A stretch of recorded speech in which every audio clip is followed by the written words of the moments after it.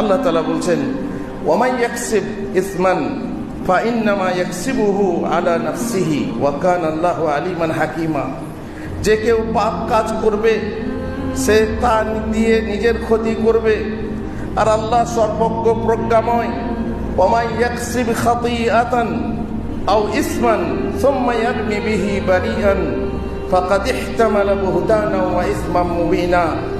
আর যে কেউ কোনো দোষ বা পাপ করে অতঃপর তা কোনো নির্দোষ ব্যক্তির ঘাড়ে চাপিয়ে দেয়, আমি কাটলাম, না না আব্দুর রহিম কেটেছে, আমি করলাম, না না আব্দুর রহমান করেছে, আমি রটালাম, না না অমুক করেছে, রটিয়েছে, নিজে করে সেই পাপটা অন্যের ঘাড়ে চাপিয়ে দেওয়া, এটা একটা বিশাল বড় গুনাহ নির্দোষ ব্যক্তির উপর আরোপ করে।